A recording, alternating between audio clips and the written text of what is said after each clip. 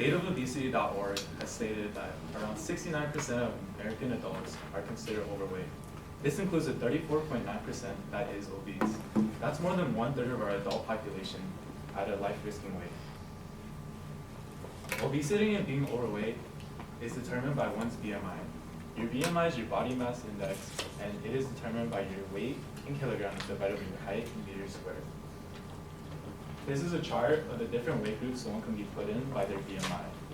Now, unless you have crazy muscle mass like The Rock, then your BMI can be easily determined by this chart, and it can be pretty accurate, telling you whether or not you need to adjust your weight. 1 year ago, this was me. I was 5'10" and weighed over 230 pounds. I had a BMI of 34.1, but I wasn't nearly as buff as The Rock. I got to this unhealthy of a weight due to constant overeating and just eating junk in general. These eating habits and not working out at all really took a toll on my body. I was feeling sluggish all the time and just couldn't keep up with my peers. I was also in the danger of many diseases that come about from such poor nutrition. The stateofobesity.org stated that America has to spend from $147 billion to $210 billion a year on obesity costs alone. Also, obese adults have to spend 42% more on healthcare than the average weighted person. This is probably due to the fact that obese adults are more likely to have diseases and health risks such as coronary heart disease, high blood pressure, stroke, and even cancer. Type 2 diabetes was once extremely rare in children of America, but today it has become more and more common due to increasing obesity rates. I personally had increasingly high blood pressure, high cholesterol, and was on the road to becoming a diabetic. After seeing my body struggle to keep up with others, I knew I had to change. Not being able to run a mile without getting a heart attack was not how I wanted to live the rest of my life. The first thing I changed in my life was the way I ate. Instead of eating carelessly, I had implemented calorie counting and macro counting into my everyday eating.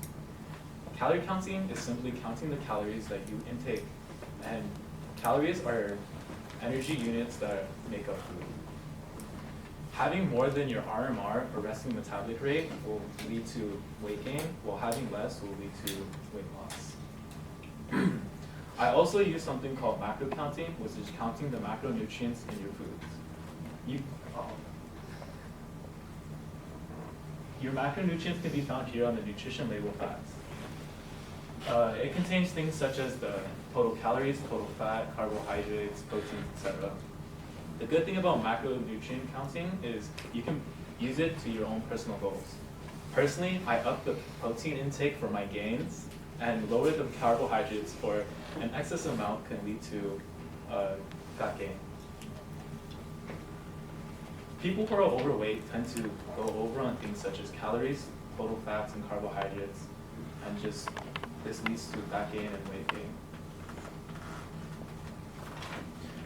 But if you are a biker or a swimmer, such as Justin Nelson, then you will need to load up on carbohydrates, or they act as a quick energy source. The easiest way for me to lose this weight was to eat leaner meats and tons of vegetables. MyFitnessPal.com states that a 4-ounce chicken breast only contains 120 calories and 25 grams of protein, which is perfect for me and my gains. Also, a cup of broccoli contains only 55 calories and tons of healthy micro and macronutrients. These foods are very low calorie and can help you lose your weight. Junk foods, such as a bag of Doritos, contain 140 calories and 8 grams of total fat, and a Big Mac contains 590 calories and 34 grams of total fat. Tracking is extremely helpful for knowing what you put into your body. Things such as a salad from Cheesecake Factory can go up to over 2,000 calories. While eating healthier, I was also exercising more and more often. Cardio and weightlifting helped shred off the fat. Bodybuilding.com states that 20 minutes of running can help burn 261 calories. Weightlifting can burn anywhere from 180 to 500 calories an hour. Weightlifting not only burns this calorie, but helps grow your muscle size and strength. Each pound of muscle tissue you have on your body helps burn 35 calories a day. Also, with these intense exercises, heightened calorie burning can continue for up to several hours after your workout.